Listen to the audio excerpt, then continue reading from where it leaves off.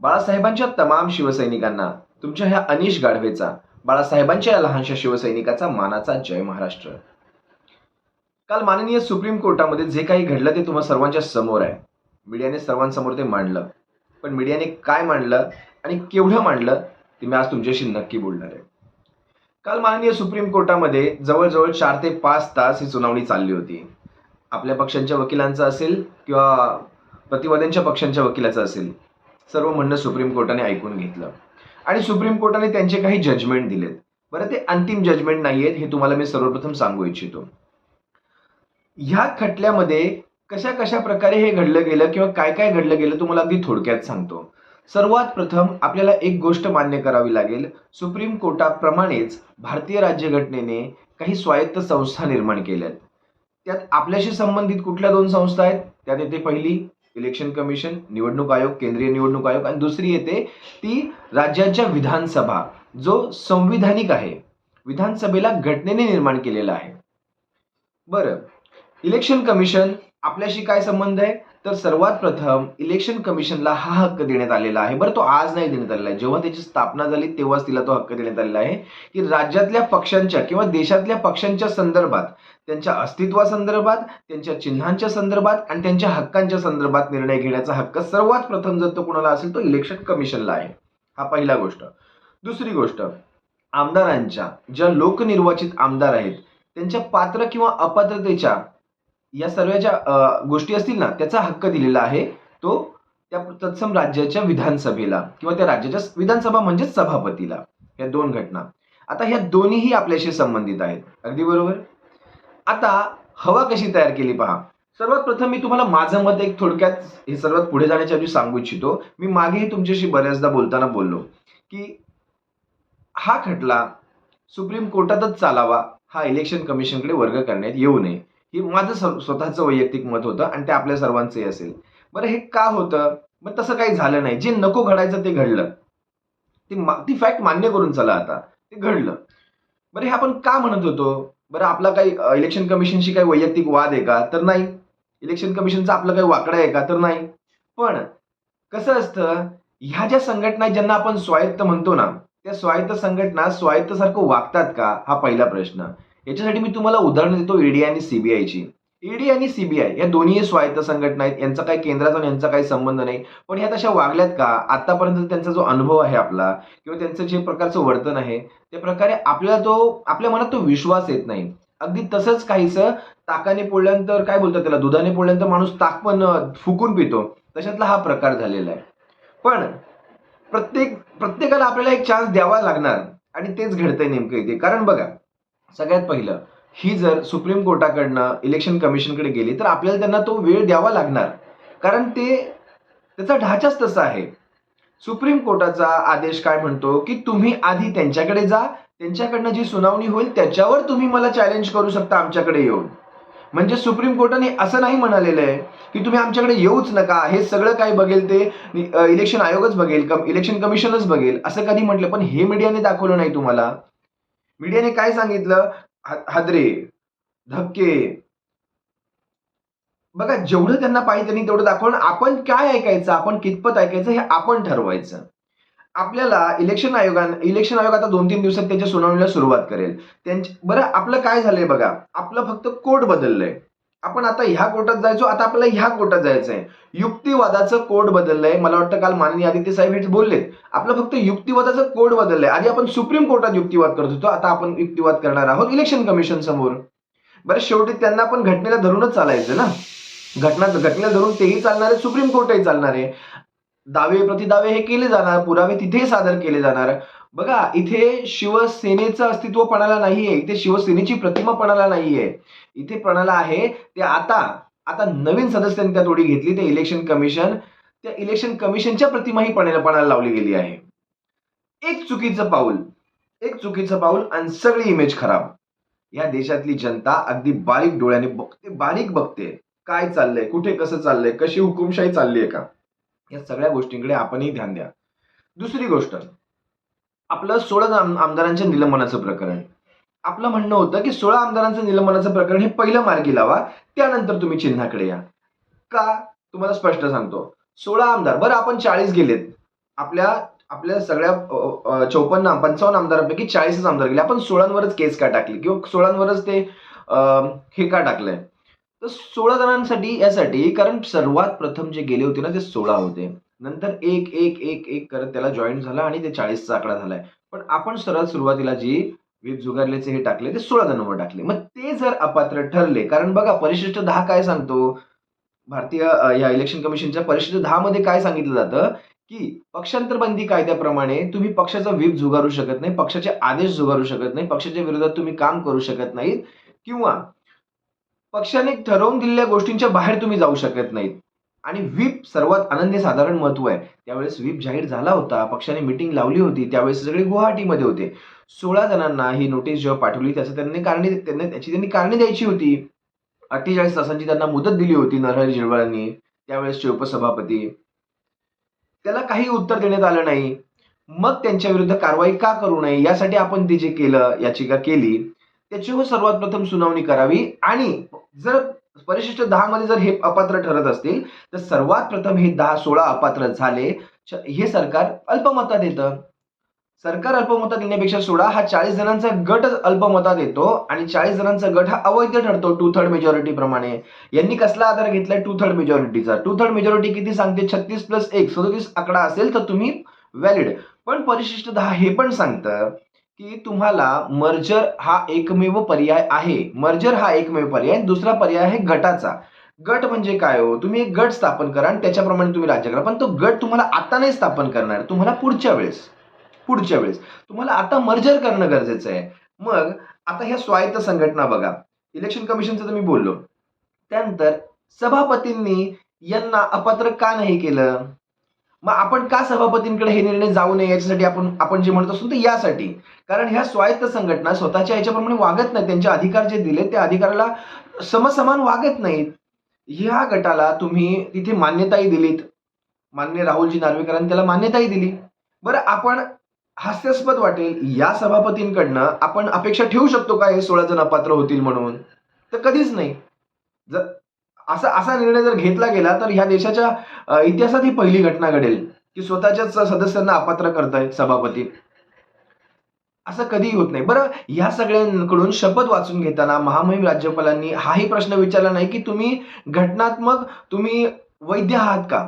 वैधच नाही आहात तुम्ही. तुम्ही त्यांच्याकडून शपथा घेऊन त्यांना सरकारमध्ये बसवलात राज्यपालांनी. राज्यपालांनी त्यांचे अधिकार वापरले. मग तिसरा प्रश्न होतो हा राज्यपाल ही जी आहे आपण ह्यालाही स्वायत्त म्हणू शकतो. गव्हर्नर हे स्वायत्त आहेत. त्यांना त्यांचे वैयक्तिक अधिकार दिले गेलेले आहेत. भारतीय राज्यघटनेने दिले गेलेले आहेत. प्रत्येक जण कसे कसे आपले अधिकार वापरतो आता हे महत्वाचं आहे. प्रत्येकाची प्रतिमा तिथे धावते. आपण का या सगळ्यांकडे जात नव्हतो? का आपल्याला राज्यपालांवर नव्हता विश्वास? का आपल्याला इलेक्शन कमिशनवर नव्हता विश्वास? का आपल्याला ह्या विधानसभेच्या सभापतींवर विश्वास नाहीये? कारण हे प्रत्येक जण आता वेगळ्या याचे झालेले आहेत. स्वायत्त जरी असले तरी पण कोर्ट हे मानत नाही. कोर्ट म्हणतं तुम्हाला ए नंतर बी, बी नंतर सी आणि सी नंतर डी वरच यायचंय. तर आपण काय केलंय? आपण ह्या सगळ्यांना दिला फाटा. आपण या सगळ्यांना फाट्यावर मारलं मी हे सांगेन तुम्हाला. आपण सरळ सुप्रीम कोर्टात गेलो. आता चांगली गोष्ट बघा अशी आहे, ह्यांच्याकडनं झालेला कांड असेल ना किंवा ह्यांच्याकडनं झालेला जो कारभार असेल ना आता जो होईल तो आपल्याला थेट सुप्रीम कोर्टात मांडता येईल आणि तिथे आपल्याला युक्तिवाद करून आपल्याला यांचे पण नकाब फाडता येतील. आपल्याला हा मौका दिला सुप्रीम कोर्टाने. बरोबर? सुप्रीम कोर्टाने कुठेही सांगितलं नाही की तुम्ही आमच्याकडे येऊ शकत नाही. तुम्ही आमच्याकडे या. पण यांच्याकडे काय घडतंय ना यांना अधिकार बघा यांचे अधिकार सुप्रीम कोर्ट राखून ठेवू शकत नाही. राखून म्हणजे थांबवून ठेवू शकत नाही. तरी सुप्रीम कोर्टाने यांना बराच वेळ थांबवून ठेवलेला आहे. पण त्यांना ते बघा भारतीय घटनेने सगळ्यांना अधिकार दिलेले आहेत विशेष आणि सुप्रीम कोर्टात ह्या सगळ्यांच्या अधिकारांचं संरक्षण करण्याचं काम आहे. सर्वांच्या अधिकारांचं. मग सुप्रीम कोर्ट यांचे अधिकार कसे थांबवू शकतं? हा तुम्ही आम्ही पण विचार करूया. आपण या घडीला फक्त एक करू शकतो. आपण संयम पाळूया. पाहूया ना जे चाललंय बघा शेवटी हे अशा प्रकारेच होणार आहे आणि जे घडणार आहे ते कोर्टात किंवा या सर्व संस्थांच्या मार्फतच घडणार आहे. रस्त्यावर उतरून ह्या सगळ्या गोष्टी होणार नाहीयेत. बरोबर? पण आपल्या सर्वांना एक काम चांगलं करायचंय की ह्या सगळ्यातून जी निगेटिव्हिटी तयार केली जाते ना की धक्के, हादरे, भूकंप अरे काय बोलताय तुम्ही? कसला अभ्यास? थोडा तर अभ्यास करा. सुप्रीम कोर्ट काल तर बरं बरं ते प्रकरण सगळं व्हिडिओवर होतं. सर्वांनी पाहिलं असेल. या मीडियाला मला खरंच सॅल्यूट करावा असं वाटतो. प्रत्येक वेळी बघितलं तर ह्यांनी निगेटिव्ह चित्र उभं केलेलं आहे. बरं, सुप्रीम कोर्टाने सांगितल्यानंतर ह्या ज्या 2 संघटना किंवा सभापती असतील, सभापती का स्वतःच्या मनाने निर्णय देणार आहेत का? ते कसला तरी तर कलम वापरतीलच ना तिथे. सभापतींना परिशिष्ट 10 प्रमाणे यांना अपात्र ठरवण्यासाठी त्यांना जे काही कलम आहेत त्याच्यामध्ये ती वापरून त्यांना अपात्र ठरवावंच लागेल. बरं, नाही ठरवण्यासाठी तुम्हाला कारण तर द्यावं लागेल की तुम्ही यांना अपात्र का नाही करत आहात?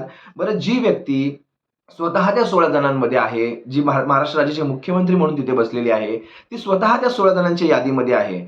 आता त्या व्यक्तीने बघा 19-20 जूनला त्यांनी हे सगळं प्रकरण केलं. इथून गुवाहाटीला गेले. त्याच्यानंतर त्यांनी जवळ-जवळ 19 जुलैच्या आसपास त्यांनी राजीनामा सादर केला स्वतःहून. शिवसेनेने मागितलेला नव्हता. बरं, राजीनामा कसला दिला? शिवसेनेच्या सदस्यत्वाचा आणि नेतेपदाचा राजीनामा. शिवसेना नेतेपदाचा त्यांनी राजीनामा स्वतःहून दिला आणि त्यानंतर स्थापन झालेलं हे सरकार जर असेल, तर नेतेपदाचा राजीनामा दिल्यानंतर तुम्ही शिवसेनेचे सदस्य नाही आहात. त्यानंतर तुम्ही इलेक्शन कमिशनमध्ये कुठल्या हक्काने जाता, की हा पक्ष माझा आहे किंवा या पक्षातील हा पक्षाची संघटनाच माझी आहे किंवा माझी म्हणजे शिवसेना, आम्ही शिवसेना आहोत. तुम्ही तर सदस्य पण नाहीयेत. बरं, तुमचा कुठला नैतिक अधिकार मग इलेक्शन कमिशनकडे जाण्याचा, ज्या पक्षाचे तुम्ही सदस्यही नाही आहेत तर? या सगळ्या बारकाईच्या गोष्टी, राजीनामा कधी दिला गेला, मग तो एक्सेप्ट झाला, त्याच्यानंतर तुम्ही आता शिवसेनेच्या कुठल्या, बरं तुम्ही प्राथमिक सदस्य सुद्धा नाही येतो. ही माहिती घ्या, ही तुम्ही प्राथमिक सदस्य सुद्धा नाही आहात शिवसेनेचे. नेतेपदाचा तुम्ही राजीनामा दिला. बरं, आमदार खासदार तुम्ही असू शकता कारण जनतेने तुम्हाला बनवलंय ना शिवसेनेच्या जोरावर. ते असू शकता. पण सदस्यत्व किंवा शिवसेनेचं नेतेपद हे तुमच्याकडे काही नाहीये. मग कसं काय? मग तुम्ही इलेक्शन कमिशनकडे कुठल्या हक्काने गेलात? या सगळ्या गोष्टींचा इलेक्शन कमिशन बारकाईने अभ्यास करणार. नाही केला तर आम्ही त्यांना तो करायला लावणार. एवढं सिंपल आहे ते. मी तुम्हाला सांगतो बघा, आता आपल्याला ह्यांच्या थ्रू जायचंय ना, आता ते सत्य आता तुम्ही हे एक्सेप्ट करा. आता आपल्याला ह्यांच्या थ्रू जायचंय. आपल्याला सुप्रीम कोर्ट आहे ना, शेवटी आपल्याला सुप्रीम कोर्टात जावं लागणार आहे हे 100%. पण काय झालंय, युक्तिवादाचं कोर्ट बदललं. आपण जे असं खाणार होतो ते आपण असं खाणार आहोत. शेवटी हे असंच आहे, खाणार तर आपण आहोतच. शिवसेना आपली आहे, शिवसेनेचा सिम्बॉल आपला आहे, सगळं काही आपलं आहे. फक्त ते असं खाण्याऐवजी तर आपल्याला असं खावं लागणार आहे. कारण ते तशा प्रकारे लिहिलं गेलेलं आहे. बरं, इलेक्शन कमिशन हे सगळं ठरवण्यासाठी कसला आधार घेणार आहे हो? इलेक्शन कमिशन आधार घेईल, बघा बाळासाहेबांनी त्या काळात शिवसेनेची जी घटना लिहून ठेवली ना, ती घटना आज आपल्याला वाचवणार आहे. शिवसेनेचं कॉन्स्टिट्यूशन जवळ-जवळ 7 ते 8 पानांचं कॉन्स्टिट्यूशन आहे. गव्हर्नमेंटच्या आपल्या इलेक्शन कमिशन eci.india.in या वेबसाईटवर हे कॉन्स्टिट्यूशन आहे. तुम्ही शिवसेना कॉन्स्टिट्यूशन म्हणून टाका, पीडीएफ मध्ये तुम्हाला फाईल मिळेल. त्या इंग्लिशमध्ये फाईल आहे ती. त्या कॉन्स्टिट्यूशन मध्ये काय सांगितलं गेलेलं आहे? शिवसेनेत सर्वोच्च पद हे शिवसेना प्रमुख आहे. त्याच्यानंतर आपण जेव्हा बाळासाहेबांच्या निधनानंतर आपण शिवसेना पक्षप्रमुख म्हणतो त्यांना आता. कारण आपण शिवसेना प्रमुख ह्या पदाला आपण हातच लावत नाही, कारण आपली ती हिंमत होत नाही. ते पद अजून कोणी घ्यावं म्हणून. कोणीही नाही. मग ते उद्धव साहेबांनी पण नाही घेतलेलं आहे. आपण त्यांना पक्षप्रमुख म्हणतो. शिवसेनेत पक्षप्रमुख हे सर्वोच्च पद आहे आणि पक्षप्रमुखाची निवड ही राष्ट्रीय कार्यकारिणीतून होते. बरं, राष्ट्रीय कार्यकारिणी कोण आहे? जवळ-जवळ 19 शिवसेनेमध्ये नेतेपद आहेत. 19 पैकी 15 बघा शिवसेनेची घटना काय सांगते. 19 नेतेपद, याच्यापेक्षा जास्त असू शकत नाही. उपनेते किती असतात त्याचा पण एक नंबर ठरलेला आहे. आपण म्हणतो आलान वाटला असं नसतं. 19 नेतेपदांपैकी 15 नेतेपद ही निवडून आलेली असतात राष्ट्रीय कार्यकारिणीत. 4 नेतेपद ही पक्षप्रमुखांच्या अखत्यारीत येतात. पक्षप्रमुख ठरवतात ते 4 कोणी असतील. त्यांना तो अधिकार दिला गेलेला आहे मी म्हणेन. हे सर्व लोक त्याच्यानंतर बघा, हे सर्व लोक निवडून देतात पक्षप्रमुखांना. बरोबर? आता तुम्हाला नेतेपदाची साधी उदाहरणं देतो. आपल्याकडे किती नेतेपद आहेत आणि ह्यांच्याकडे किती, म्हणजे ह्याच्यातले आपण 2 ते 3 नेतेपद गेलेली पण आहेत असं पण नाही म्हणणार. पण किती पर्सेंट गेलेली आहेत? आपल्याला बघा, जेव्हा इलेक्शन कमिशन प्रूव्ह करणार ना, की तुम्ही ओरिजिनल शिवसेना आहात, की हे ओरिजिनल शिवसेना आहे, याच्यातलं नकली कोण असली कोण, याच्यासाठी आधार घेतला जाणार शिवसेनेच्या घटनेचा. आणि बघा, विधान परिषद किंवा विधिमंडळातला पक्ष आणि विधिमंडळाच्या बाहेरचा पक्ष, जो कार्यकारिणी पक्ष असतो, हे 2 पक्ष असतात. प्रत्येक पक्षाचे हे 2 पक्ष असतात.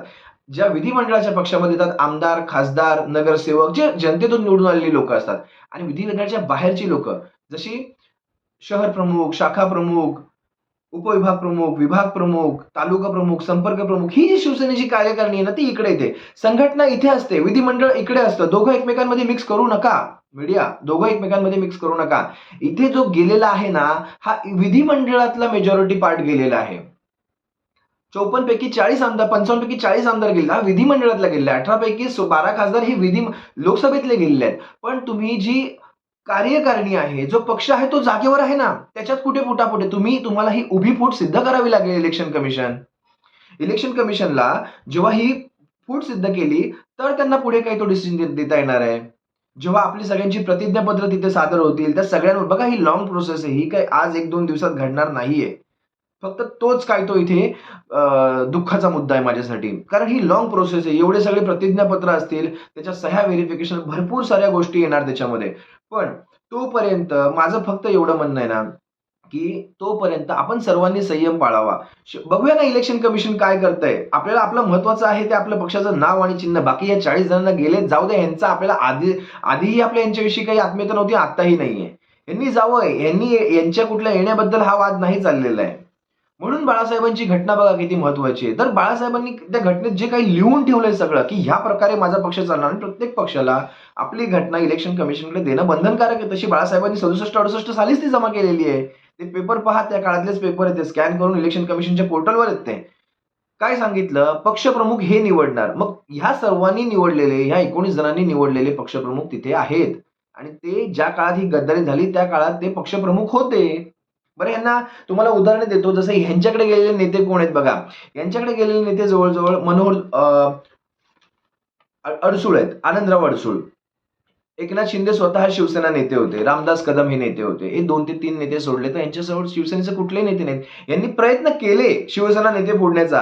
कुणाकुणाला भेटी दिल्या बघा. यांनी भेटी दिल्या लीलाधरजी डाके साहेबांच्या घरी. बरोबर. यांनी दुसरी भेट दिली गजानन कीर्तीकर साहेबांची. बघा हे नेते आहेत शिवसेनेचे. यांना हे फोडायचे होते. आमच्याकडे नेते जर आले तर ह्यांचा पक्ष तेवढा मजबूत होईल. पक्ष म्हणजे यांचा भाग तेवढा मजबूत होईल. बरोबर. पण तसं झालं नाही. तसे शिवसेनेकडे कोण नेते आहेत? आदित्य ठाकरे स्वतः नेते आहेत. मी एक उदाहरण देतोय. सुभाष देसाई स्वतः नेते आहेत. मनोहर जोशी स्वतः नेते आहेत. गजानन कीर्तीकर नेते आहेत. लीलाधरजी डाके हे सगळे शिवसेना नेते आहेत. ही नेते म्हणजे ही राष्ट्रीय कार्यकारिणी झाली. हे लोक पक्षप्रमुख निवडतात. बरं, ह्या लोकांना कोण निवडतं? उपनेते असतील, संपर्क प्रमुख असतील. एक ठरवलेली पदं आहेत. बरं, सगळीच पद मतदान नाही करू शकत. संपर्क प्रमुख, जिल्हा प्रमुख, मुंबई किंवा महानगरांमध्ये विभाग प्रमुख हे पद असतं. ह्या सगळ्या पदांची किंवा संघटक असतील, जिल्हा समन्वयक असतील, जिल्हा संपर्क प्रमुख असतील, ही सगळी एक विशिष्ट पदं आहेत. शिवसेनेची सर्वोच्च वरिष्ठ पदं आहेत. ही पदं ही कार्यकारिणी निवडून देते. बरं, ह्या कार्यकारिणीचा कार्यकाल 5 वर्षांचा असतो. ज्यावेळेस हे सगळं प्रकरण घडलं त्यावेळेस ही कार्यकारिणी ऍक्टिव्ह होती ऑलरेडी. जसं इलेक्शन कमिशनने ठरल्याप्रमाणे 3-3 महिन्यात त्यांच्या ज्या मीटिंग व्हायच्या त्या होत होत्या. त्यातल्याच एका मीटिंगचा पार्ट हे लोक झाले नाहीत म्हणूनच आपण त्यांना व्हीप बजावलेला आहे. बरोबर. आपण कार्यकारिणीची बैठक घेतली, राष्ट्रीय कार्यकारिणीची. त्यात इतर राज्यांचे राज्यप्रमुख सुद्धा असतात. बरं, हे सगळे सदस्य मिळून जवळ-जवळ 280-290 सदस्य आहेत. हे जे वरिष्ठ कार्यकारिणीचे सदस्य 280 ते 290 सदस्यांमध्ये आमदार आणि खासदार हे सुद्धा येतात, पण सर्वात शेवटी. आता सांगा, सर्वात शेवटी आमदार खासदार तुमच्याकडे दोन्ही मिळून किती आहेत हो? हे 40 प्लस हे 12 52. इतर जिल्हा प्रमुख जे काही छोटे-मोठे तुमच्याबरोबर फुटलेत ह्या कार्यकारिणीतले, तसे 10 ते 15चा आकडा पकडला तर हा आकडा जवळ-जवळ 90च्या आसपास जातो. आपण जो टोटल ह्या सगळ्यांचा आकडा ह्या 290 पकडला तर तुमच्याकडे 90च्या आसपास जातो. शिवसेनेकडे आजही 200 राष्ट्रीय कार्यकारिणीतले सदस्य जागेवर आहेत, इंटॅक्ट आहेत, त्यांच्या ऍफिडेव्हिट सकट. मग आता हा आधार शिवसेना इलेक्शन कमिशनमध्ये घेणार नाही का? बरोबर. आम्हाला फक्त काय झालंय, आम्हाला इथे निकाल लागायला हवा होता. तो इकडून आम्हाला असं जायचंय. एवढाच काय तो फरक झालेला आहे. शिवसैनिकांना मी पुन्हा सांगतो, या सर्व प्रकारातून आपण कुठेही आपल्या मुख्य उद्देशातून डायव्हर्ट होऊ नका. मीडिया तुमच्या समोर काय मांडेल, मीडियाने तेवढंच मांडलंय जेवढं त्यांना दाखवायचं, जेवढं त्यांना दाखवायला सांगितलं गेले. ठीक आहे. तर आपण आपल्या पद्धतीने करायचं. आपण जे चाललंय ना ते चालत बारीकीने लक्ष ठेवा. आपल्या पक्षाची कुठेही अपप्रचार होत असेल तिथे आपल्या सर्वांचं काम आहे शिवसैनिकांचं. तिथे बाकी शिवसेना कोर्टात भक्कम आहे हो. इलेक्शन कमिशन सुद्धा समोर सुद्धा भक्कम. आदित्य साहेब काय बोलले हो? बोलले इतकंच झालं, युक्तिवादाचं कोर्ट बदललं. दसरा मेळाव्याला बघा, आपल्याला ह्या सगळ्या न्यायव्यवस्थेवर विश्वास, जसं आपल्याला दसरा मेळाव्याचं ग्राउंड मिळालं ना, शेवटी न्याय झाला ना तो आपल्या बाबतीत, तसंच आपल्याला अशा प्रकारेच जायचंय. जर प्रत्येक गोष्ट आपण ठरवू त्याप्रमाणे नाही होणार आहे. ती ठरल्याप्रमाणेच होणार. ए नंतर बी, बी नंतर सी आणि सी नंतर डीच येणार आहे. आपण ए नंतर बीचा वाट बघू, बी नंतर सी. हे सगळं होईल. बघा, न्याय हा लेट होईल पण तो थेट होणार, याचा तुम्हाला मी आजही शब्द देतो. असो, बाळासाहेबांच्या सर्व शिवसैनिकांना आज पुन्हा सांगतो, कुठेही निगेटिव्ह होण्याचं कारण नाहीये. या सगळ्या प्रकरणातून आपण बाहेर येणार आहोत आणि ही खूप चांगली गोष्ट झाली या सगळ्यांचे नकाब पाडायचे. म्हणजे बघा, आधी आपल्याला फक्त एकाच ठिकाणी पाडायचे होते, आता प्रत्येकाच्या दारात जाऊन नकाब पाडायचे आपल्याला.